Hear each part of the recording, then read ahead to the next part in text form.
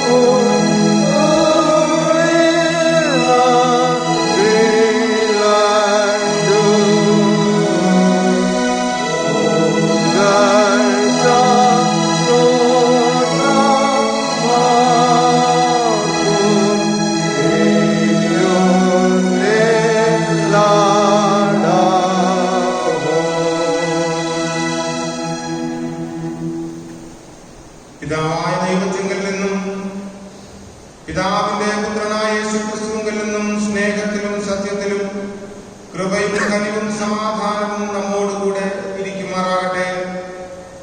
യഹോവ തന്നെ വിളിച്ചപേക്ഷിക്കുന്ന ഏവർക്കും, സത്യമായി തന്നെ വിളിച്ചപേക്ഷിക്കുന്ന ഏവർക്കും സമീപസ്ഥനാകുന്നു. ആമേൻ.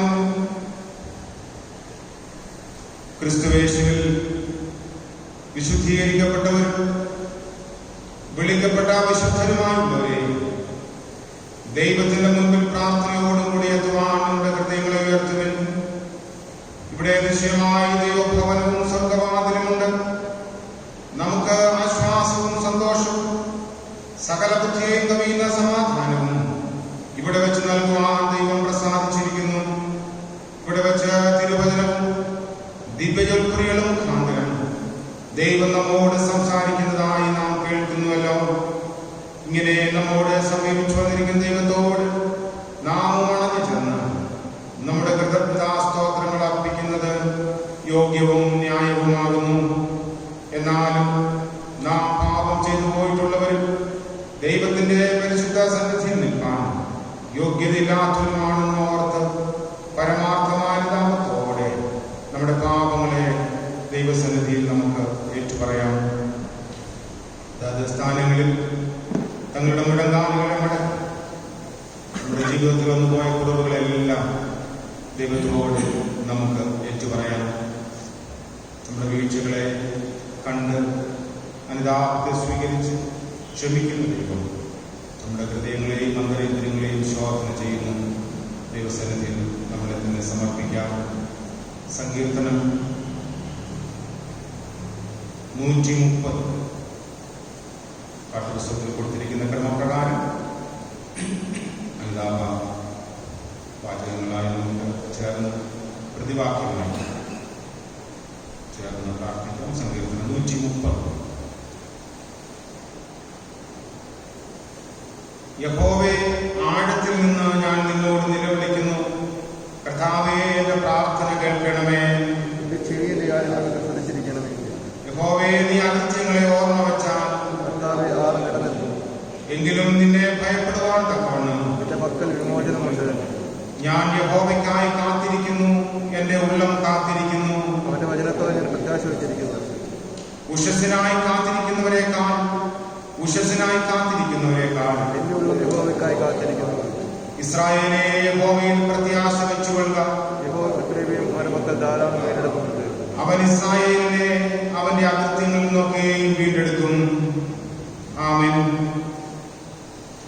പാപത്തെ ഓർത്ത് യഥാർത്ഥമായി ദുഃഖിച്ച് പശ്ചാത്താപപ്പെടുന്നവരും നമ്മുടെ വീണ്ടെടുപ്പുകാരനായ ക്രിസ്തുവിൽ നിർവ്യാജം വിശ്വസിക്കുന്നവരുമായുള്ളവരെ, മനസ്സും ജീവിതവും പുതുക്കപ്പെടണമെന്ന് ആഗ്രഹിക്കുന്ന എല്ലാവർക്കും പാപമോചനമുണ്ടെന്ന വിശുദ്ധ സുവിശേഷത്തിൽ പറഞ്ഞിരിക്കുന്ന ആശ്വാസകരമായ സ്ഥിരവചനങ്ങൾ കേട്ടുകൊള്ളുവിൻ. സർവശക്തനായ ദൈവത്തിന് നമ്മോട് കരുണ തോന്നിയിട്ട് നമ്മുടെ അതിക്രമങ്ങൾ നിമിത്തം മരണത്തിനെ ഏൽപ്പിച്ചും നമ്മുടെ നീതീകരണത്തിനായി ഒപ്പിച്ചുമിരിക്കുന്ന തന്റെ വാത്സല്യപുത്രനായ യേശുക്രിസ്തു മുഖാന്തരം നമ്മുടെ സർവ്വപാപങ്ങളെയും ക്ഷമിച്ചു തരുന്നു. അതുകൊണ്ട് യേശുക്രിസ്തു തിരുസഭയ്ക്ക് നൽകിയിരിക്കുന്ന അധികാരത്തിനും കൽപ്പനയ്ക്കും അനുസാരമായി പിതാവ്, പുത്രൻ, പരിശുദ്ധാത്മാവ് എന്ന ദൈവനാമത്തിൽ ഞാൻ നിങ്ങളുടെ സർവ്വപാപങ്ങളുടെയും മോചനത്തെ നിങ്ങളോട് അറിയിക്കുന്നു. എന്നാൽ അനുതാപമില്ലാത്തവരും അവിശ്വാസികളുമായവരുടെ പാപങ്ങൾ അവരിൽ നിർത്തിയിരിക്കുന്നുവെന്നും അവർ മനസ്സ് തിരിയാത്ത പക്ഷം ദൈവത്തിന്റെ കോപം അവരുടെ മേൽ വസിക്കുമെന്ന് കൂടി അറിയിക്കുന്നത് നമ്മുടെ കർത്താവും രക്ഷകനുമായ യേശുക്രിസ്തുവിന്റെ നാമത്തിലും തിരുകൽപ്പന പ്രകാരവുമാകുന്നു. ആമേൻ. സർവശക്തനായ ദൈവമേ, മനസ്സിലുള്ള പിതാവേ, ഞങ്ങളോടും സകല മനുഷ്യരോടും കാണിച്ചു വരുന്ന ദയാവാത്സല്യങ്ങൾക്കായി കൊള്ളരുതാത്ത ഞങ്ങൾ ഉള്ളടിഞ്ഞ നന്ദി ഏറ്റവും താഴ്ത്തിൽ അർപ്പിച്ചുകൊള്ളുന്നു. ഞങ്ങളെ സൃഷ്ടിച്ചതിനും പരിപാലിക്കുന്നതിനും ഈ ആയുസ്സിൽ അനുഗ്രഹിച്ചതിനും ഞങ്ങൾ തിരുനാമത്തിന് സ്തോത്രം അർപ്പിക്കുന്നു. എന്നാൽ എല്ലാറ്റിനും മീതെ ഞങ്ങളുടെ കർത്താവായ യേശുക്രിസ്തു മുഖാന്തരം ലോകത്തെ വീണ്ടെടുത്ത അമൂല്യ സ്നേഹം നിമിത്തവും തിരുവചനം, വിശുദ്ധ ജൽക്കുറികൾ, യേശുക്രിസ്തു മുഖാന്തരം ലഭിക്കാനുള്ള തേജസ്സിന്റെ പ്രത്യാശ എന്നിവ ഞങ്ങൾക്ക് നൽകിയ നിമിത്തവും ഞങ്ങൾ തിരുനാമത്തെ വാഴ്ത്തുന്നു. ആമേൻ.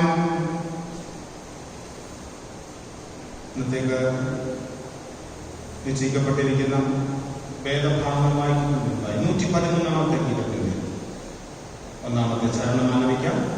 അതിനെ തുടർന്ന് 1ഉം 2ഉം വേദഭാഗങ്ങൾ തുടർന്ന് വായിക്കപ്പെടുന്നതാണ്.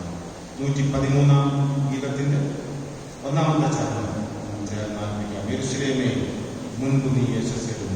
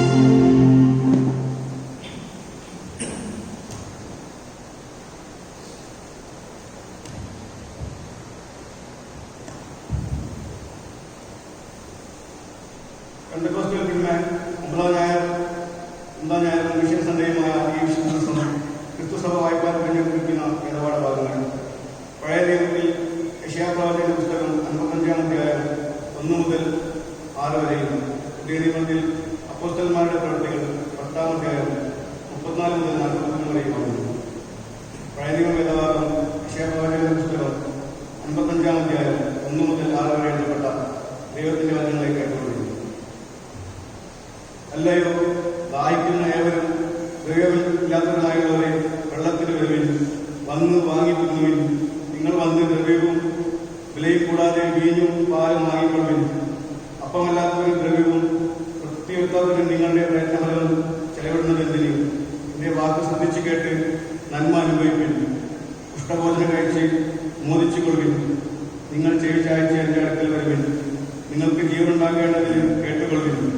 ദാവീദിന്റെ നിശ്ചല കൃപകൾ എന്ന ഒരു ശാശ്വത നിയമം ഞാൻ നിന്നോട് ചെയ്യും. ഞാൻ അവനെ ജാതികൾക്ക് സാക്ഷിയും വംശങ്ങൾക്ക് പ്രഭുവും അധിപതിയും ആക്കിയിരിക്കുന്നു.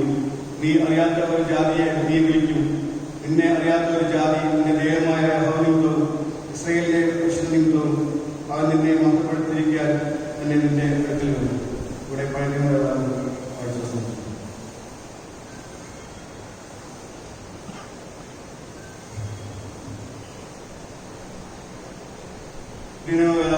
അപ്പോസ്തലന്മാരുടെ പ്രവൃത്തികൾ 10-ാം അധ്യായം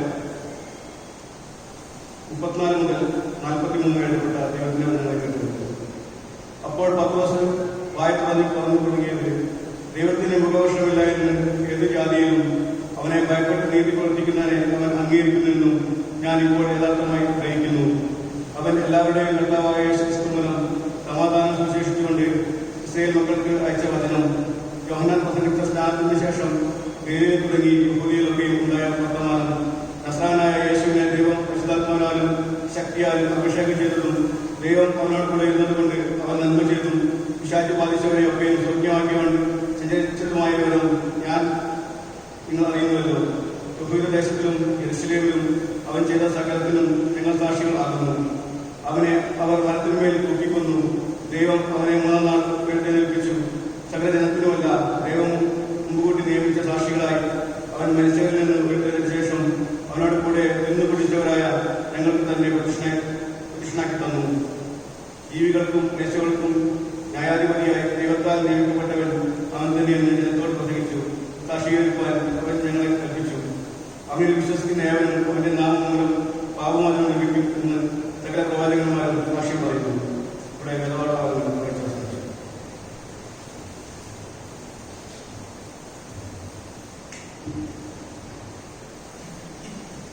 മനസ്സിലുള്ള പിതാവായ ദൈവം തിരുവചനത്തിൽ തന്റെ സമ്പൂർണ്ണ സ്നേഹം നമുക്ക് വെളിപ്പെടുത്തിയിരിക്കുകയാണ്. ക്രിസ്തു യേശുവിൽ നമ്മെ തന്റെ സമൃദ്ധിയായ കൃപകൾ കർശികളാവാൻ ക്ഷണിച്ചിരിക്കുകയാണ്. ദൈവത്തിലുള്ള വിശ്വാസം അപ്പസ്തോല വിശ്വാസ പ്രമാണത്തിന്റെ വാക്കുകളിൽ നമുക്ക് പ്രഖ്യാപിക്കാം.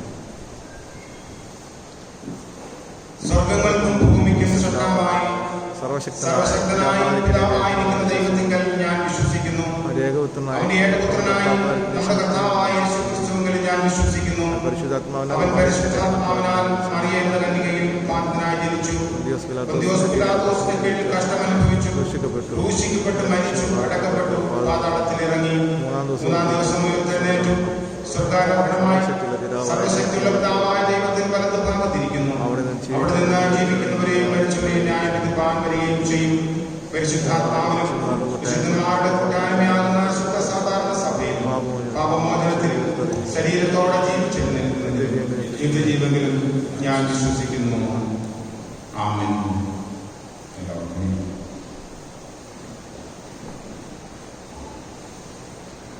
ഇന്നത്തെ വിശുദ്ധ ആരാധനയിൽ ദൂരെയും ചാരയുമായി പങ്കെടുക്കുന്ന എല്ലാവരെയും ദൈവനാമത്തിൽ സ്വാഗതം ചെയ്തുകൊള്ളട്ടെ. നമ്മുടെ ഇടവകയുടെ ദൈനംദിന ആത്മീക ഭൗതിക പുരോഗതിക്ക് വേണ്ടി പ്രാർത്ഥിക്കുകയും തങ്ങളുടെ അനുഗ്രഹത്തിൽ നിന്ന് അത് നൽകുകയും ചെയ്യുന്ന എല്ലാവരോടുമുള്ള നന്ദിയും സ്നേഹവും ഒരു പ്രാവശ്യം അറിയിക്കുകയും ചെയ്യട്ടെ. തുടർന്നും പരിമിതമായ സാഹചര്യം നമുക്ക് ഉള്ളതുകൊണ്ട് അവരുടെയും പ്രാർത്ഥനയോടുകൂടിയ സഹകരണം പ്രതീക്ഷിക്കുകയും ചെയ്യുന്നു. കഴിഞ്ഞ ഒരാഴ്ചയിൽ നമുക്ക് ലഭിച്ച വഴിപാടുകൾ മൊത്തം 1600 രൂപയാണ്. ഇന്ന് ആരാധനയ്ക്ക് ശേഷം പച്ചക്കറി ലേലം വിളിക്കപ്പെടുന്നതാണ് എന്ന് ഓർമ്മിപ്പിക്കട്ടെ.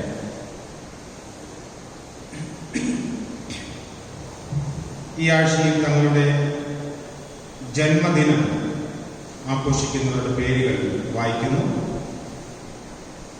ആരെങ്കിലും പ്രാർത്ഥനയ്ക്ക് എത്തിയിട്ടുണ്ടെങ്കിൽ മുൻപോട്ട് കടന്നു വരാവുന്നതാണ്.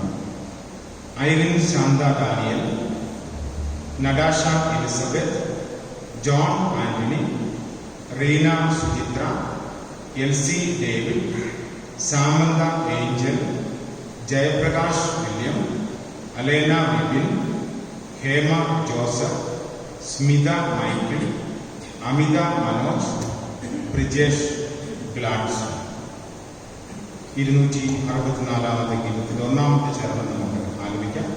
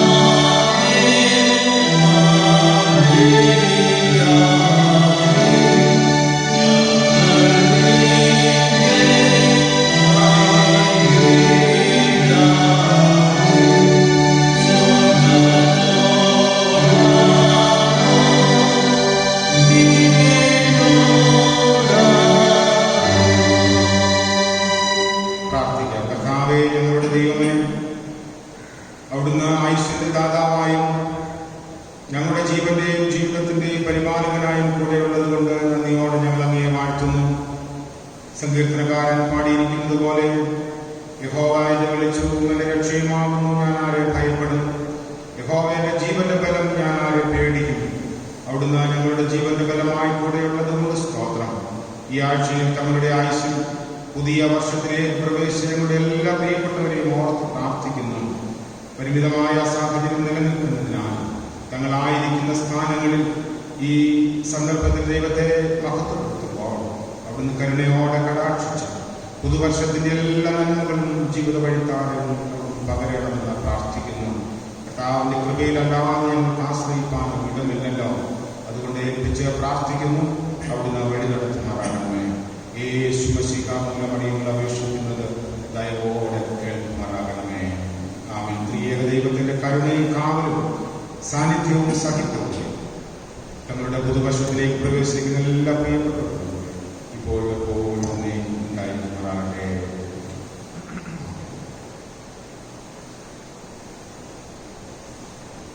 ക്രിസ്തീയ ഗീതങ്ങൾ 158-ാമത്തെ ഗീതത്തിന്റെ ആവശ്യമായ ചരണങ്ങൾ ആലപിക്കുമ്പോൾ തങ്ങളുടെ വഴിപാടുകൾ അർപ്പിക്കാവുന്നതാണ്. 158-ാമത്തെ ഗീതത്തിന്റെ ആവശ്യമായ ചരണം.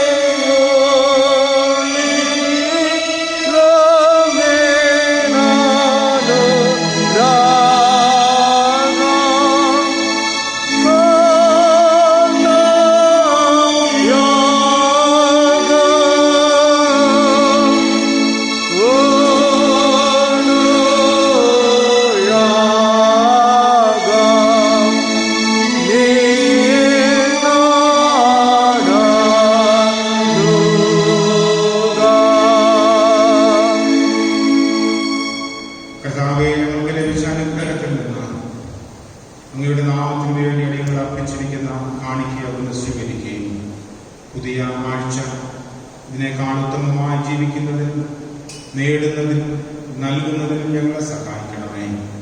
യേശുവിന്റെ നാമത്തിൽ അർപ്പിച്ച് പ്രാർത്ഥിക്കുന്നു. കൃപയോടെ കേൾക്കുമാറാകണമേ. മധ്യസ്ഥ പ്രാർത്ഥനയ്ക്കായി അല്പനേരം വിനിയോഗിക്കുന്നു.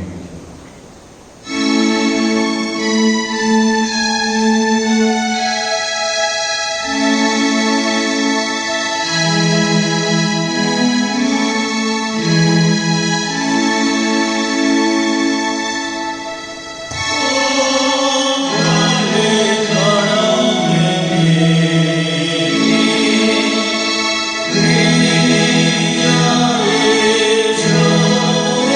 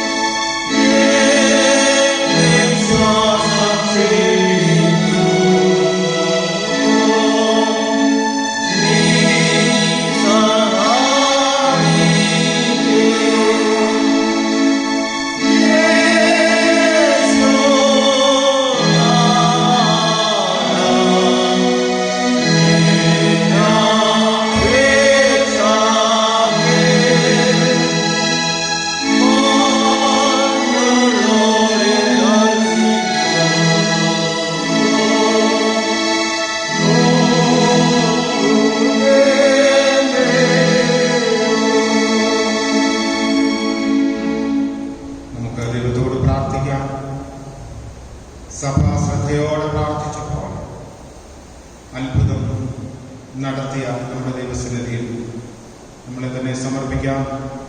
ശേഷമായി നമ്മളിപ്പോൾ ജീവിക്കുന്ന സാഹചര്യം വളരെ ഭീതിദായകമാണ്. രോഗവ്യാപനത്തിന്റെ തോത് വർദ്ധിച്ചു വരുന്നു. എങ്കിലും അതിന്റെ മധ്യേ നമുക്ക് ജീവിക്കേണ്ടതുണ്ട്. ദൈവത്തമ്പുരാന്റെ കൃപയുടെ സംരക്ഷണം നമുക്ക് ലഭിക്കേണ്ടതിനായി പ്രാർത്ഥിക്കാം. രോഗബാധിതരായ എല്ലാവരെയും ഓർക്കാം. എത്രയും വേഗം രോഗസൗഖ്യം പ്രാപിക്കേണ്ടതിന് അവരെ ശുശ്രൂഷിക്കുന്ന ആളുകൾ, മാതാപിതാക്കൾ, സഹോദരങ്ങൾ എല്ലാവരെയും ഓർക്കാം. ആതുരാലയങ്ങളെ ഓർത്ത് പ്രാർത്ഥിക്കാം. കേരളത്തിൽ രോഗവ്യാപനം കൂടുന്ന ഈ ഒരു സന്ദർഭത്തിൽ ആതുര സേവനത്തിന്റെ പരിമിതികളുണ്ട്. എന്നാൽ വലിയൊരു ആപത്തിലേക്ക് നീങ്ങാതെ ദൈവം തന്റെ ജനത്തെ രക്ഷിക്കേണ്ടതിനായി നമുക്ക് പ്രാർത്ഥിക്കാം. യഹോവ ഭക്തന്മാർ തമ്മിൽ പ്രാർത്ഥിച്ചു. യഹോവ ശ്രദ്ധ വെച്ച് കേൾപ്പെടുന്നു. ദൈവവചനം നമ്മളെ ഓർമ്മിപ്പിക്കുന്നുണ്ട്. നമ്മുടെ ദേശത്തിന് വേണ്ടി പ്രാർത്ഥിക്കാം. ഈ മഹാമാരിയിൽ നിന്ന് എത്രയും വേഗം മോചനം പ്രാപിക്കും. സാമൂഹ്യ ജീവിതം സമാധാനപരമായി സുഗമമായി നടത്തപ്പെടുന്നതിന് ദൈവത്തിന്റെ ഇടപെടൽ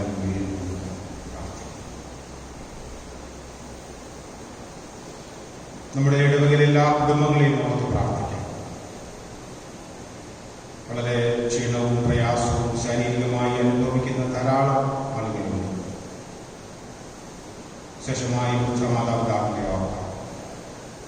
ഭവനങ്ങളിൽ വിശ്രമിക്കുന്ന ആളുകളുണ്ട്. കൃപയിൽ നിന്ന് പൂർണ്ണ സൗഖ്യം ലഭിക്കേണ്ടതിനായി നമുക്ക് പ്രാർത്ഥിക്കാം. രചനോന്മ വിശേഷമായി പ്രാർത്ഥിക്കാം. നല്ല ശുശ്രൂഷകൾ ലഭിക്കാം. വിശ്വാസത്തോടെ പ്രാർത്ഥിക്കാം. ഈ നാളുകളിൽ മറ്റ് എല്ലാവരെയും ഓർക്കും. രോഗത്തിൽ നിന്ന് ദൈവം തമ്പുരാൻ സൗഖ്യം കൊടുത്ത ആളുകളുടെ ഇടയിലൂടെ ഇങ്ങനെയുള്ളവരെ ഓർത്ത് ദൈവത്തിന് സമർപ്പിച്ചു.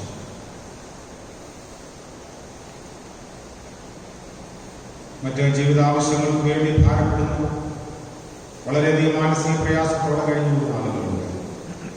എല്ലാവരെയും ദൈവസന്നിധിയിൽ നമുക്ക് ഏൽപ്പിക്കും.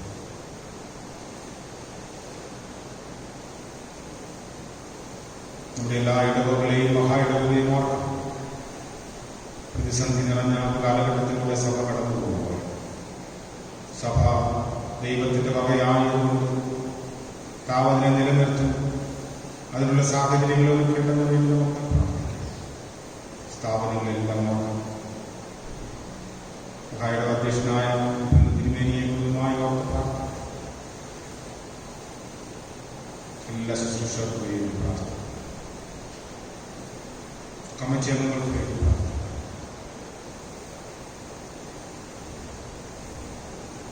വിശേഷമായി ഓൾഡേയുടെ അച്ഛന് വേണ്ടി പ്രാർത്ഥിക്കാം. വലിയൊരു ശസ്ത്രക്രിയയ്ക്ക് വിധേയനായി ഇപ്പോൾ ഹോസ്പിറ്റലിൽ വിശ്രമിക്കുന്നു. ദൈവം കൊടുത്ത വിടുതലിന് ഓർത്ത് നന്ദി പറഞ്ഞു. പൂർണ്ണ വിടുതലിന് വേണ്ടി നമുക്ക് പ്രാർത്ഥിക്കാം.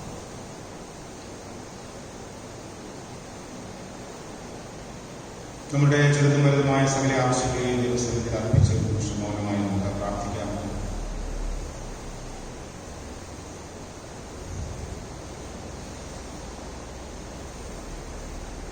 നമ്മുടെ മരണനാഴിയെ ഓർത്ത് പ്രാർത്ഥിക്കാം. കർത്താവെ ഞങ്ങളെ കേൾക്കണമേ എന്ന് പ്രതിവാക്യമായി പറയാവുന്നതാണ്. കർത്താവെ ഞങ്ങളെ കേൾക്കണമേ.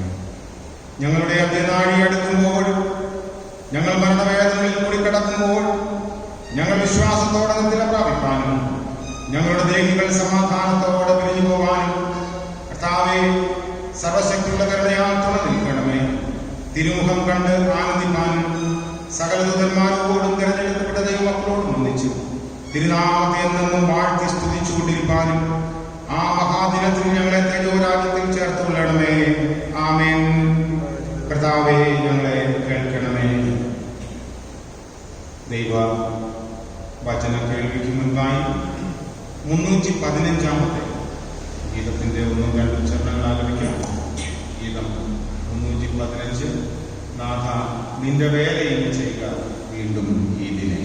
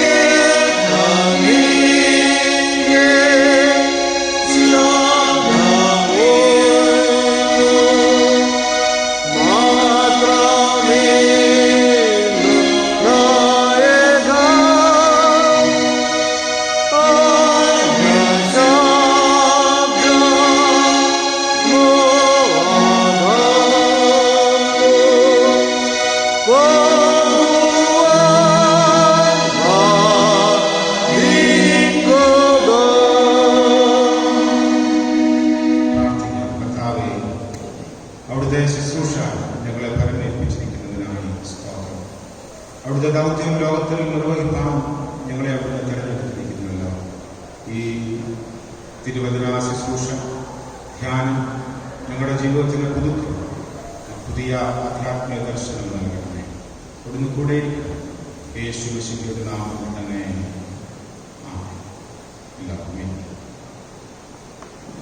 കർത്താവായ യേശുക്രിസ്തുവിന്റെ നിശ്ചല നാമത്തിലുള്ള സ്നേഹവന്ദനം അറിയിക്കട്ടെ.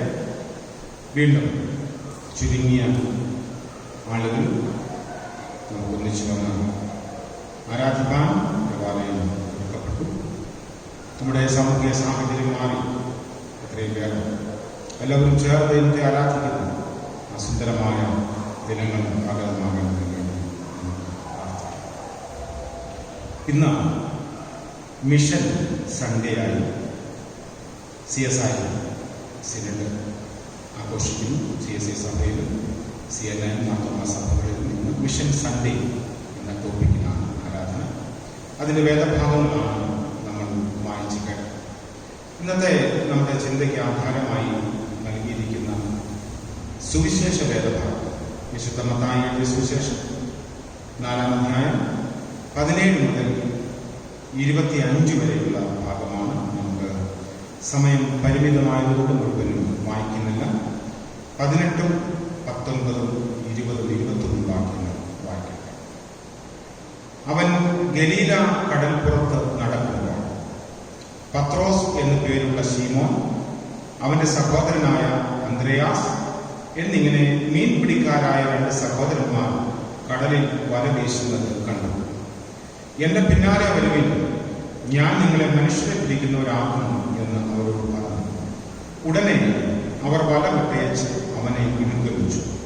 അവിടെ നിന്ന് മുൻപോട്ട് പോയാൽ സെബദിയുടെ മകൻ യാക്കോബ്, അവന്റെ സഹോദരൻ യോഹന്നാൻ എന്ന വേറെ 2 സഹോദരന്മാർ പടകിലിരുന്ന് അപ്പനായ സെബദിയുമായി വല നന്നാക്കുന്നത് കണ്ട് അവരെയും വിളിച്ചു. അവരും ഉടനെ പടകിനെയും അപ്പനെയും വിട്ട് യേശുവിനെ അനുഗമിച്ചു. എന്താണ് മിഷൻ അല്ലെങ്കിൽ സഭയുടെ ദൗത്യം എന്ത് എന്നതിനെ കുറിച്ച് സഭ ഉണ്ടായ കാലം മുതൽ ഇന്ന് വരെയും വ്യത്യസ്ത അഭിപ്രായങ്ങളുണ്ട്. ഓരോ കാലഘട്ടത്തിനനുസരിച്ച് ഇതിന്റെ ഒരു ഡൈമെൻഷൻ ഇങ്ങനെ മാറാറുണ്ട്. മിഷനെ കുറിച്ചുള്ള നമ്മുടെ കാഴ്ചപ്പാട്. എമിൽ ബ്രൂണർ എന്ന ദൈവശാസ്ത്രജ്ഞൻ ഇങ്ങനെ പറഞ്ഞു: As fire exists in its flame, the church exists in its mission. തീ ജ്വലനത്തിലൂടെ നിലനിൽക്കുന്നത് പോലെ സഭ അതിന്റെ സാക്ഷ്യത്തിലൂടെ അല്ലെങ്കിൽ ദൗത്യത്തിലൂടെ നിലനിൽക്കുന്നു. നമ്മൾ വായിച്ച വേദഭാഗത്ത് യേശുക്രിസ്തു തന്റെ ശിഷ്യനെ തിരഞ്ഞെടുക്കുന്ന ഒരു ഭാഗമാണ്. 4 പേരെ കണ്ടുമുട്ടുന്ന ഒരു ഭാഗമാണ്. ഓരോരുത്തരും വ്യത്യസ്തമായ രീതിയിലാണ് ഇത് അവതരിപ്പിക്കുക. ലൂക്കോസിന്റെ സുവിശേഷം നമ്മൾ വായിക്കുമ്പോൾ ഈ രീതിയിലല്ല, മറ്റൊരു രീതിയിലാണ് കർത്താവ് അവരെ അപ്രോച്ച് ചെയ്യുന്നത് കാണുന്നത്. മഹാനായ യവന തത്വചിന്തകനായിരുന്ന സോക്രട്ടീസിന്റെ ഒരു പ്രധാന ശിഷ്യനുണ്ടായിരുന്നു. അദ്ദേഹത്തിന്റെ പേര് സെനോഫോൺ എന്നാണ്. സെനോഫോൺ സോക്രട്ടീസിനെ കണ്ടുമുട്ടിയ ഒരു രംഗം യവനായ ആളുകൾ പരാമർശിക്കുന്നത് ഇങ്ങനെയാണ്. ഇദ്ദേഹം ഒരു ബുദ്ധിയുള്ള മനുഷ്യനാണ് എന്ന് മനസ്സിലാക്കി സെനോഫോൺ ഇങ്ങനെ ഒരു ചെറിയ ഇടുങ്ങിയ വഴിയിലൂടെ നടന്നു പോവുകയാണ്. അപ്പൊ സോക്രട്ടീസ് എന്ത് ചെയ്തു?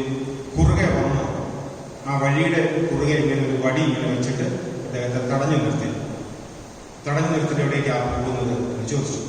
അദ്ദേഹം വെറുതെ പോകുന്ന അദ്ദേഹത്തിന്റെ ഉദ്ദേശത്തെ കുറിച്ചൊക്കെ പറഞ്ഞു. എന്നിട്ട് കുറെ ചോദ്യങ്ങൾ ചോദിച്ചു. താത്വികമായ ചോദ്യങ്ങൾ, ദൈവികമായ ചോദ്യങ്ങളൊക്കെ അദ്ദേഹത്തോട് ചോദിച്ചു. എല്ലാ ചോദ്യത്തിനും അദ്ദേഹം മറുപടി വളരെ കൃത്യമായി. സോക്രട്ടീസിന് ഇത് വളരെ ആശ്ചര്യമായി.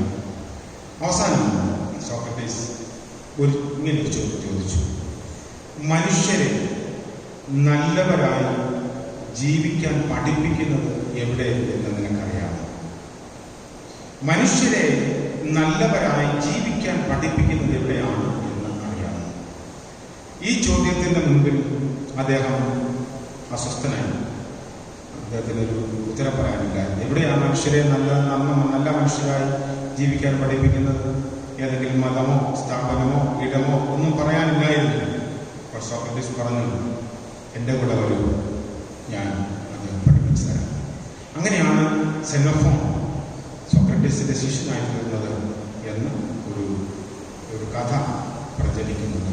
ഇവിടെ കർത്താവായ യേശുക്രിസ്തു ശിഷ്യന്മാരെ വിളിക്കുമ്പോൾ അവരോട് പറയുന്നത് നന്നായി മീൻ പിടിക്കാൻ നിങ്ങളെ പഠിപ്പിക്കാം, അതുകൊണ്ട് വാ എന്നല്ല. കർത്താവ് പറയുന്നു മനുഷ്യരെ പിടിക്കുന്നവരാകാം. നിങ്ങളൊക്കെ സമർത്ഥമായി മത്സ്യത്തെ പിടിക്കുന്ന മനുഷ്യരാണ്. എന്നാൽ അതിനേക്കാൾ ഒരു പടി മുൻപിൽ നിന്ന് മനുഷ്യരെ പിടിക്കുന്നവരാക്കാനുള്ള ഒരു കഴിവ് നിങ്ങൾക്ക് തരാം, എന്നെ അനുഗ്രഹിക്കുക. ഇതാണ് കർത്താവ് കൊടുക്കുന്ന വെല്ലുവിളി. സാധാരണ ഈ ലീഡേഴ്സ് തങ്ങളുടെ കൾട്ടിലേക്കും തങ്ങളുടെ സംഘടനകളിലേക്കും ഒക്കെ ആളുകളെ ചേർക്കാൻ ഒരുപാട് കൗശലങ്ങൾ പ്രയോഗിക്കാറുണ്ട്. ഇല്ലാത്തതൊക്കെ ഉണ്ട് എന്ന രീതിയിൽ പറയും. നമുക്കറിയാം, ഒരു ഇലക്ഷന്റെ സമയത്ത് രാഷ്ട്രീയ പാർട്ടികൾ ഇറക്കുന്ന മാനിഫെസ്റ്റോസ് എങ്ങനെയായിരിക്കും. അവർക്ക് തന്നെ അറിയാം ഒരിക്കലും ഇത് ഒന്നും നടക്കാൻ പോകുന്നില്ല.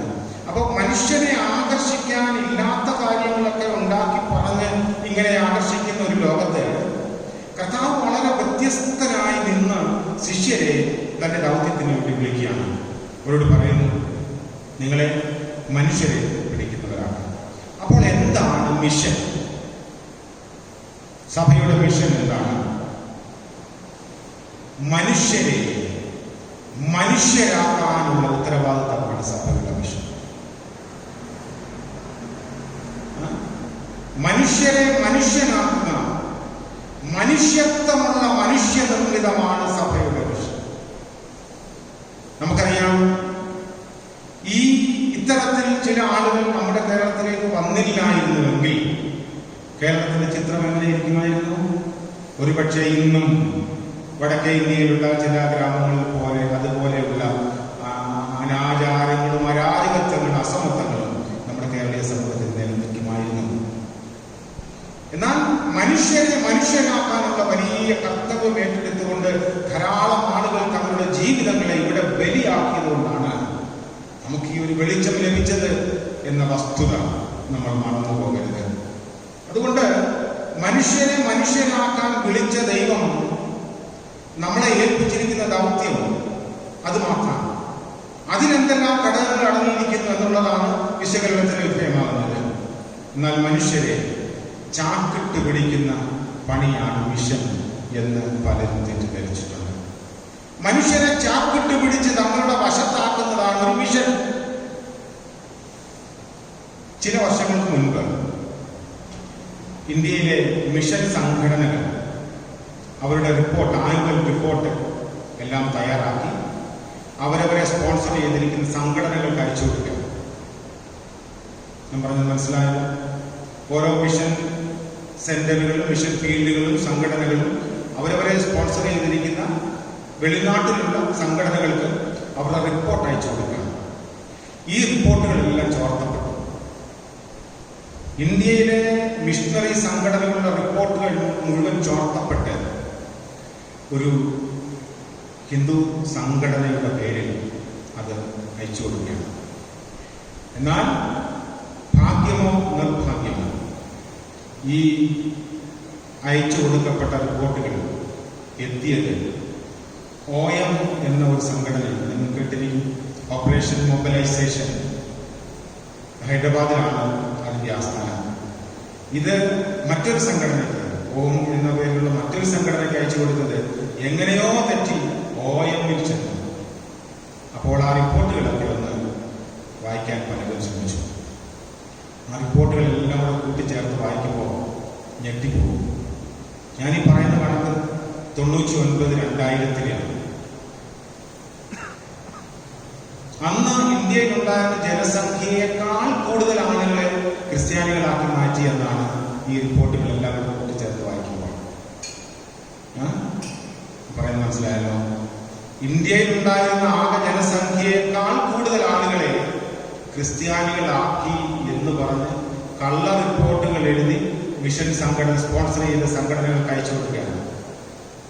എല്ലാം കൂടെ കൂട്ടി നോക്കുമ്പോൾ ഇന്ത്യയിൽ കുറെ ആളുകൾ കൂടി ജനിക്കേണ്ടിയിരുന്നു ഇതിനകത്ത് ചേരാൻ. അപ്പോൾ മനുഷ്യരെ ചാക്കിട്ട് പിടിക്കുന്ന ഉപായത്തിന്റെ പേരല്ല സഭയുടെ മിഷൻ.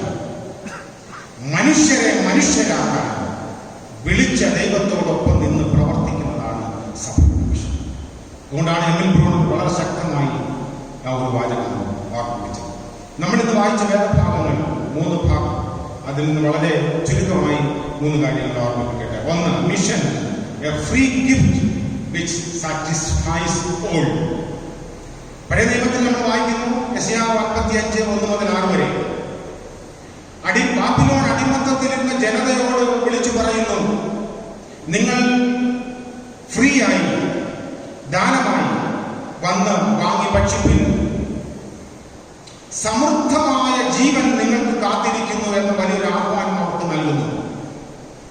എന്നാൽ ബാബിലോണിലെ യഹൂദ ജനതയെ ദൈവം തമ്പുരാൻ വിടുവിക്കുന്നത് എങ്ങനെയാണെന്ന് അറിയാമോ?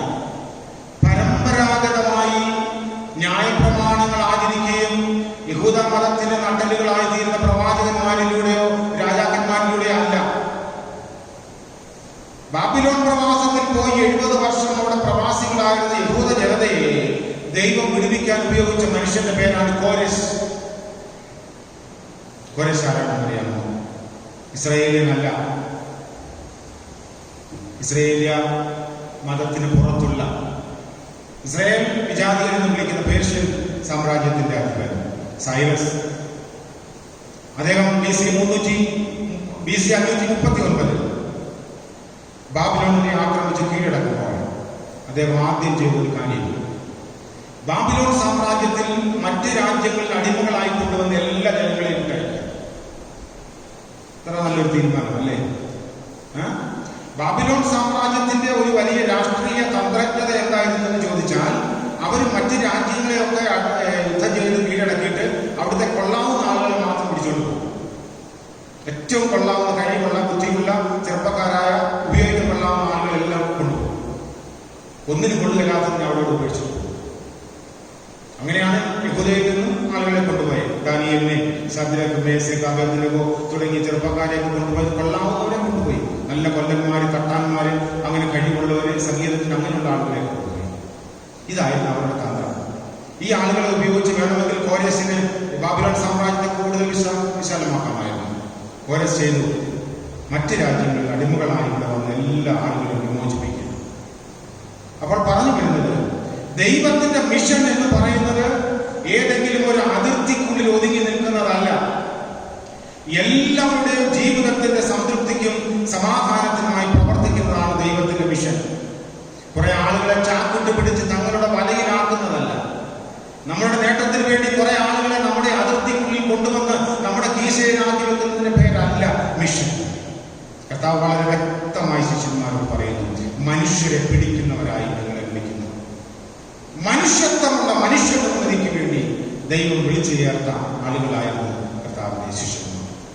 നമുക്ക് അടുത്ത ഭാഗത്തേക്ക് പോകാം. രണ്ടാമത് വായിച്ചത് അപ്പോസ്തല പ്രവൃത്തി 10-ാം അധ്യായം 34 മുതൽ 43 വരെയാണ്. Mission a good news transcends all boundaries. എല്ലാ അതിർത്തികളെയും കടന്നു പോകുന്നതാണ് സഭയുടെ ദൗത്യം. പത്രോസ് കൊർന്നല്യോസിന്റെ ഭവനത്തിൽ നിൽക്കുന്നു. ആരാണ് കൊർന്നല്യോസ്? ആരാണെന്നറിയാമോ? കൊർന്നല്യോസ് ഒരു വലിയ ഇറ്റാലിയൻ റെജിമെന്റിന്റെ പട്ടാളത്തിന്റെ ശതാധിപനായിരുന്നു. റോമിന്റെ ആയിരുന്നില്ല, അല്ലെങ്കിൽ യഹൂദനായിരുന്നില്ല. ഇറ്റാലിയൻ റെജിമെന്റിന്റെ ശതാധിപനായ കൊർന്നല്യോസ് എന്ന യഹൂദേതരനായ മനുഷ്യന്റെ ഭവനത്തിൽ പത്രോസ് നിൽക്കുന്നു. പത്രോസ് അവിടേക്ക് പോകാനുള്ള സന്ദർഭമൊക്കെ ദർശനത്തിലൂടെ വിവരിക്കുന്നുണ്ട്. പത്രോസ് അവിടെ ചെന്ന് അവരോട് പ്രസംഗിച്ചു.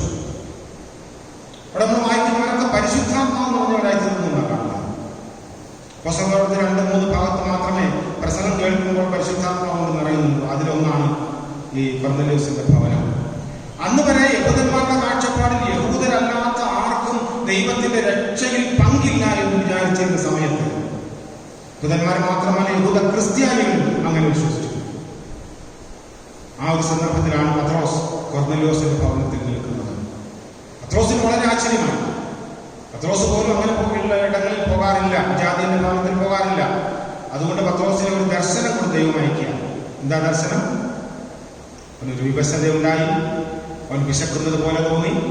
അപ്പോൾ ആകാശത്തിൽ നിന്ന് ഒരു വലിയ ദുപ്പട്ടി ഇങ്ങനെ കെട്ടിയിറക്കി, അതിൽ ഭൂമിയിലുള്ള എല്ലാ നാൽക്കാലികളും ഇടജന്തുക്കളും പറവജാതികളും ഒക്കെ ഉണ്ട്.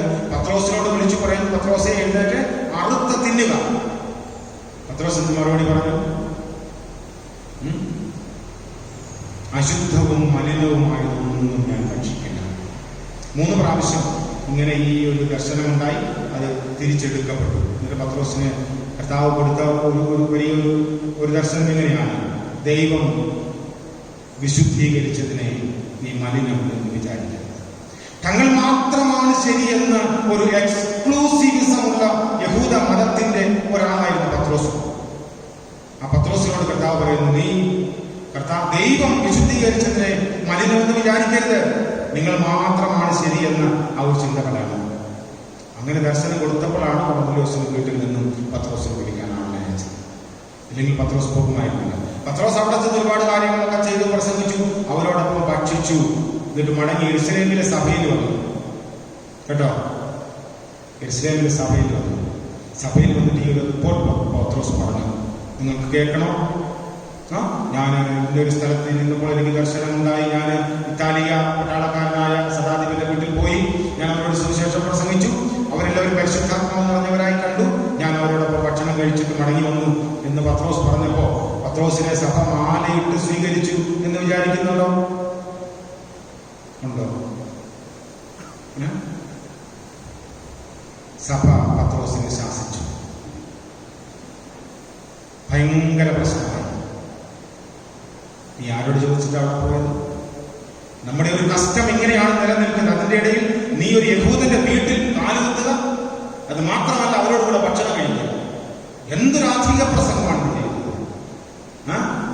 ഒരു യഹൂദനോടൊപ്പം നടക്കുക, വിജാതിയോടൊപ്പം നടക്കുക, വിജാതിന്റെ വീട്ടിൽ കയറുക, വിജാതിയോടൊപ്പം ഭക്ഷണം കഴിക്കുക. അങ്ങനെ ചെയ്യുന്ന യഹൂദന്മാർ എന്ത് ചെയ്യുമെന്നറിയാമോ? ദിവ്യ പുസ്തകത്തിൽ എഴുതിയിരിക്കുന്നു, സംഖ്യാപുസ്തകത്തിലുണ്ട്. എത്ര ദിവസം അവൻ അശുദ്ധനായിരിക്കണം? 7 ദിവസം മുതൽ അവർ കണക്ക് കൊടുത്തിട്ടുണ്ട്. പിന്നെ ശുദ്ധീകരണ കർമ്മങ്ങൾ ചെയ്യണം. പുരോഹിതന്റെ അടുത്ത് പോയി ശുദ്ധീകരണ കർമ്മങ്ങൾ ചെയ്തതിനു ശേഷം മാത്രമേ അവൻ തിരിച്ച് യഹൂദ മതത്തിലേക്ക് വരാൻ പറ്റൂ. യഹൂദ ക്രിസ്ത്യാനികളും ഇങ്ങനെ തന്നെയായിരുന്നു. യേശു വിളിച്ചു വേർതിരിച്ച ശിഷ്യന്മാരുടെ മനസ്സിലും ഈ കറ മാറിയിരുന്നില്ല. അതുകൊണ്ട് പത്രോസ് വന്ന് വലിയ കാലത്തിന് ഇങ്ങനെ റിപ്പോർട്ട് കൊടുത്തപ്പോൾ പത്രോസിനെ ശാസിച്ചു. അങ്ങനെ അപ്പോസ്തല പ്രവർത്തനം എഴുതിയിരിക്കുന്നത്. വലിയ പ്രശ്നമാണ്. ഒടുവിൽ എങ്ങനെ ഈ പ്രശ്നം പരിഹരിക്കുക? AD 49 കൂടുന്നത്. ഇതിന്റെ വെളിച്ചത്തിൽ ഒരു വലിയ കൗൺസിൽ കൂടിയിട്ട് കുറേ തീരുമാനങ്ങൾ എടുത്തു. എന്നിട്ട് അവിടെയുള്ള ചെറിയ സഭകളുടെ സർക്കുലർ, നമ്മുടെ ബിഷപ്പ് സർക്കുലർ നമുക്ക് അയക്കുന്ന സർക്കുലറുകൾ അയച്ചു. നിങ്ങൾ എന്തൊക്കെ ചെയ്യാം, എന്തൊക്കെ ചെയ്യരുത്. അന്നുണ്ടായ ഒരു പരിവർത്തനത്തിന്റെ ഫലമാണ് എന്നാൽ വിചാരികളോടും സുവിശേഷം പറയാം എന്നൊരു തീരുമാനത്തിൽ സഭ എത്തിയത്. അപ്പൊ സഭയിലെ പ്രശ്നങ്ങളും പൊളിറ്റിക്സ് ഇന്ന് തുടങ്ങിയതല്ല, 1-ാം നൂറ്റാണ്ടിലേ തുടങ്ങിയതാണ്. അതിന് ചില അടിസ്ഥാനങ്ങളൊക്കെ അവർക്കുണ്ടായിരുന്നു. അതുകൊണ്ട് സുവിശേഷം എന്ന് പറയുന്നത്, അല്ലെങ്കിൽ മിഷൻ എന്ന് പറയുന്നത് ഏതെങ്കിലും ഒരു ബൗണ്ടറിക്കുള്ളിൽ മാത്രമാണ് എന്ന് കരുതുന്ന സഭയോട് ഇവിടെ വിശുദ്ധ വേദവചനം പറയുന്നു. ഇത് എല്ലാ അതിരുകളെയും അതിലംഘിക്കുന്ന ദൈവിക പ്രവർത്തനത്തിന്റെ പേരാണ് മിഷൻ. അതുകൊണ്ടാണ് കർത്താവ് യോഹന്നാന്റെ സുവിശേഷത്തിൽ പറയുന്നത് 10-ാം അധ്യായം, ഈ ആലയിൽ ഉൾപ്പെടാത്ത ആടുകളും എനിക്കുണ്ട്, ഞാൻ അവയെയും പോറ്റെടുക്കാറുണ്ട്. നമുക്ക് സ്വീകാര്യമല്ലാത്ത ഇടങ്ങളിലേക്ക് പോകുന്ന ഒരു ക്രിസ്തുവിനെ നമുക്ക് അംഗീകരിക്കാൻ പറ്റുമോ? നമുക്ക് സ്വീകാര്യമല്ലാത്ത ആളുകളോട് ഇടപെടുന്ന ഒരു ലീഡറെ നമുക്ക് നമ്മുടെ ലീഡറായി അംഗീകരിക്കാൻ പറ്റുമോ? നമ്മൾ മനസ്സിൽ നിന്ന് പുറത്താക്കിയിരിക്കുന്ന ആളുകളോട് സൗഹൃദം കാട്ടുന്ന ഒരു ശുശ്രൂഷകനെ നമുക്ക് എങ്ങനെ അംഗീകരിക്കാൻ പറ്റും? സഭയുടെ മിഷൻ അതിരുകൾക്കപ്പുറത്തേക്ക് നീങ്ങുന്ന ദൈവിക സ്പന്ദനത്തിന്റെ ചലനത്തിന്റെ. 3, mission makes disciples for Christ. ക്രിസ്തുവിന് വേണ്ടി ശിഷ്യരെ വാർത്തെടുക്കുന്നതിന്റെ പേരാണ് മിഷൻ. കർത്താവിന്റെ അന്ത്യവാക്കുകൾ ശിഷ്യന്മാരോട് പറയുന്നു. മത്തായി എഴുതിയ സുവിശേഷം 28-ാം അധ്യായത്തിന്റെ അവസാനം, നിങ്ങൾ എന്ത് ചെയ്യണം? നിങ്ങൾ ഭൂമിയുടെ അറ്റത്തോളം പോയി സകല ജാതികളെയും എന്റെ ശിഷ്യരാക്കിക്കൊള്ളുവിൻ. വിശ്വാസികളാക്കാൻ കർത്താവ് പറഞ്ഞിട്ടേയില്ല. നമുക്ക് വിശ്വാസികളെ ഉണ്ടാക്കുന്നതിൽ ഒരു പഞ്ഞവുമില്ല. നമ്മൾ എവിടെയെങ്കിലും പോയി മിഷൻ സെന്ററുകളൊക്കെ ഓപ്പൺ ചെയ്ത് വലിയ വെല്ലുവിളിയാണ്. അവിടെ വിശ്വാസികളൊക്കെ ചാക്കിട്ട് പിടിക്കാം. ശിഷ്യരെ ഉണ്ടാക്കിയെടുക്കാൻ വേണ്ടി പാടാം. യേശു ആവശ്യപ്പെടുന്നത് വിശ്വാസികളെ അല്ല, ഭക്തന്മാരെ അല്ല, ശിഷ്യരെ.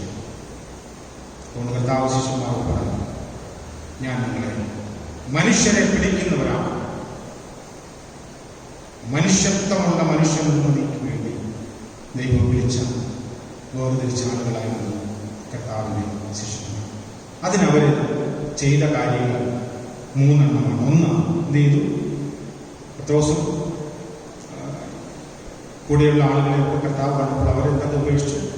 വല ഉപേക്ഷിച്ചു, പടക ഉപേക്ഷിച്ചു, സെബദി മക്കൾ അപ്പനെ ഉപേക്ഷിച്ചു എന്ന് അതായി രേഖപ്പെടുത്തുന്നു. ചിലത് വിട്ടുകളഞ്ഞാലേ ക്രിസ്തുവിനെ അനുഗമിക്കാൻ സാധിക്കും. എന്നാൽ ഇന്ന് നേരെ തിരിച്ചാണ് നമ്മൾ കാണുന്നത്. എന്തൊക്കെ നേടിയെടുക്കാമെന്നുള്ള അന്വേഷണത്തിന്റെ ഭാഗമായി ക്രിസ്തുവിനെ കൂട്ടുപിടിക്കുന്ന ഒരു വൈരുദ്ധ്യാത്മകത നമ്മുടെ ഇടയിലുണ്ട്. എന്തൊക്കെ ആർജിക്കാം, അതിനുവേണ്ടി ക്രിസ്തുവിനെ ഒന്ന് അനുഗമിക്കാം എന്ന് ആഗ്രഹിക്കുന്ന ഒരുപാട് ആളുകൾ നമ്മുടെ സമൂഹത്തിലുണ്ട്. അതുകൊണ്ട് ക്രിസ്ത്യാനിറ്റി എന്ന് പറയുന്നത് എന്തൊക്കെ നേടാം എന്നല്ല, എന്തൊക്കെ നൽകാം എന്ന അന്വേഷണത്തിന്റെ വഴിയാണ് ക്രിസ്ത്യാനിറ്റി. ഇവര് പടകവും വലയും ഉപേക്ഷിച്ചു, അവരുടെ അപ്പനെയും ഉപേക്ഷിച്ചു എന്ന് പറഞ്ഞാൽ അപ്പനെ തള്ളിക്കളഞ്ഞൊന്നല്ല, അപ്പനെ അവിടെ വിട്ടിട്ട് യേശുവിനെ അനുഗമിച്ചു. അപ്പോ അനുധാവനത്തിന്റെ ആദ്യപടി വിട്ടുകളയലാണ്. എങ്കിലേ നമുക്ക് മിഷൻ സാധ്യമാകും. ഇന്നൊരുപാട് മിഷൻ ഫീൽഡുകൾ കേരളത്തിന് പുറത്തുണ്ട്. മിക്ക സഭകൾക്കും മിഷൻ ഫീൽഡുകളുണ്ട്, മിഷൻ സെന്ററുകളുണ്ട്, എല്ലാ സംഘടനകൾക്കുണ്ട്. എന്നാൽ ഇത് ഒന്ന് പൊളിച്ച് എഴുതേണ്ട സമയമൊക്കെ പണ്ടേ കഴിഞ്ഞു പോയി. നമ്മൾ ഇന്നത്തെ പാട്ടിൽ പാടിയല്ലോ, അമേരിക്കയും ആഫ്രിക്കയും യൂറോപ്പും ഒക്കെ ഇതിനകത്ത് കടന്നു വന്നു. ഈ പാട്ട് രചിച്ച കാലഘട്ടത്തിലെ കോൺസെപ്റ്റാണത്. ഇന്നതെല്ലാം മാറിപ്പോയി. ഇന്ന് അമേരിക്കയിലെ വെളിച്ചം നഷ്ടപ്പെട്ടു. യൂറോപ്പിലെ വെളിച്ചം തീരെ ഇല്ലാതായിപ്പോയി. അന്ന് യൂറോപ്പിൽ നിന്ന് ആളുകൾ നമ്മളോട് സുവിശേഷം പറയാൻ വന്ന മക്കൾ, അവരുടെ മക്കളും കൊച്ചുമക്കളും ഒക്കെ ഇന്ന് കേരളത്തിലേക്ക് വരുന്നത് എന്തിനാണെന്നറിയാമോ? എന്തിനാണ്? മാതാമന്ദാനമ്മയുടെ മഠത്തിൽ പോകുന്നതിനും ശബരിമലയ്ക്ക് പോകുന്നതിനും സായിബാബയുടെ ആശ്രമത്തിൽ പോകുന്നതിനും. അന്ന് നമ്മളോട് സുവിശേഷം പറഞ്ഞ ആളുകളുടെ മക്കളോട് ഇന്ന് നമ്മൾ തിരിച്ച് സുവിശേഷം പറയേണ്ടിയിരിക്കുന്നു. കാലം മാറി. അപ്പോൾ സഭയുടെ മിഷൻ എന്ന് പറയുന്നത് മനുഷ്യത്വമുള്ള മനുഷ്യനെ കണ്ടെത്തുക എന്നതാണ്. മനുഷ്യനെ മനുഷ്യനാക്കാൻ സാധിക്കുക. ദൈവം മനുഷ്യനെ ഉണ്ടാക്കിയ ആ ഒരു നിർമ്മലതയിലേക്ക് മനുഷ്യനെ മടക്കിക്കൊണ്ടുവരാൻ ഏൽപ്പിച്ചിരിക്കുന്ന ദൗത്യത്തിന്റെ പേരാണ് മിഷൻ. ചാക്കിട്ട് പിടിച്ച് സഭ ഉണ്ടാകുന്നത് പേരല്ല മിഷൻ. ഞാനൊരു മിഷണറി ആയിരുന്നത് കൊണ്ടാണ് ഇത് ഈ പറയുന്നത്. കുറെ ആളുകളെ ചേർത്ത് ഒരു സഭ സംഘടിപ്പിക്കുന്നത് വളരെ ഈസിയാണ്. അതിനൊക്കെ ഒരുപാട് തന്ത്രങ്ങളൊക്കെ പ്രയോഗിക്കാം. അതല്ല മിഷൻ. ഒരു മനുഷ്യനെ ആത്യന്തികമായി മനുഷ്യനാക്കാൻ കർത്താവ് പറഞ്ഞ എന്നെ ശിഷ്യനാക്കുക. ശിഷ്യനാക്കുക എന്ന് പറഞ്ഞാൽ ക്രിസ്ത്യാനിയാക്കുക എന്നല്ല എൻ്റെ അർത്ഥം. യേശുവിന്റെ രാജ്യത്തെ അംഗീകരിക്കുന്ന ഒരു മനുഷ്യനാക്കുക. നമ്മൾ വായിച്ച വേദഭാഗത്തിന്റെ 17-ാം വാക്യം എന്താണ്? സ്വർഗരാജ്യം സമീപിച്ചിരിക്കുന്നു എന്നതാണ് ഈ ഇവരുടെ പ്രസംഗത്തിന്റെ ഒരു കോർ. ദൈവരാജ്യം. ദൈവരാജ്യത്തിലാക്കുക, മനുഷ്യരെ ദൈവരാജ്യത്തിലാക്കുക. അതാണ് മിഷൻ എന്ന് പറഞ്ഞാൽ മനുഷ്യനാക്കുക, മനുഷ്യത്വമുള്ളവരാക്കുക. അങ്ങനെയുള്ള നല്ല മനുഷ്യരായി തീരാൻ നമുക്ക് സാധിക്കട്ടെ. കർത്താവിന്റെ പരിശുദ്ധാത്മാവ് നിങ്ങളോട് കൂടെയിരിക്കുന്നു. നമുക്ക് പ്രാർത്ഥിക്കാം. കർത്താവെ, ഞങ്ങളെ സ്നേഹിക്കുന്ന പിതാവേ, അവിടുന്ന് ഞങ്ങളെ ഏൽപ്പിച്ചിരിക്കുന്ന ഉത്തരവാദിത്വം നിറവേറ്റുവാനും കൃപ ഞങ്ങൾക്ക് നൽകണമേ. ഞങ്ങളുടെ ദർശനത്തെ കൂടുതൽ ജ്വലിപ്പിക്കുവാൻ ഞങ്ങളെ സഹായിക്കണമേ. ലഭിച്ചിരിക്കുന്ന വിഭവങ്ങളെയും അറിവുകളെയും കഴിവുകളെയും ദൈവസ്നേഹം പങ്കുവയ്ക്കുന്നതിന് ചാലകങ്ങളാക്കി തീർക്കാൻ ഞങ്ങളെ അവിടുന്ന് ഉപയോഗിക്കണമേ. ഞങ്ങളുടെ ആരാധനയെ അവിടുന്ന് അംഗീകരിച്ചതിനാണ് സ്തോത്രം. ഞങ്ങളുടെ കുറവുകളും വീഴ്ചകളും ഞങ്ങളോട് കൊടുക്കണമേ. യേശുമശിഹായുടെ വഴികൾ അപേക്ഷിക്കുന്നു. കൃപയോടെ കേൾക്കുന്നതാകണമേ.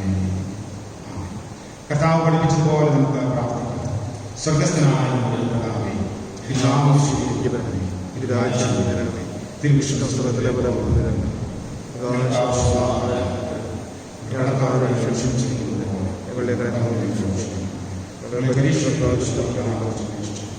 രാജ്യവും ശക്തിയും വിശ്വാസത്തോടെ കർത്താവിന്റെ ആശീർവാദം സ്വീകരിപ്പിൻ. വിളിക്കുകയും വേർതിരിക്കുകയും ചെയ്യുന്ന പിതാവായ ദൈവത്തിന്റെ സ്നേഹം, എല്ലാ നാളും കൂടെ ഇരിക്കാമെന്ന് ഉറപ്പ് നൽകിയ പുത്രനായ രക്ഷകനായ യേശു ക്രിസ്തുവിന്റെ കൃപ, അനുദിനം വഴി നടത്തുന്ന പരിശുദ്ധാത്മാവിന്റെ സാന്നിധ്യം പേരെ നാം എല്ലാവരോടും കൂടെ ഇപ്പോഴും എപ്പോഴും സദാകാലം ഉണ്ടായിരിക്കുന്നതാകട്ടെ.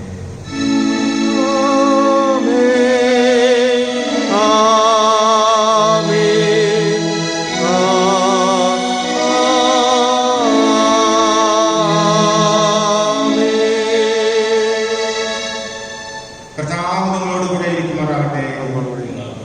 നമുക്ക് സമാധാനത്തോടെ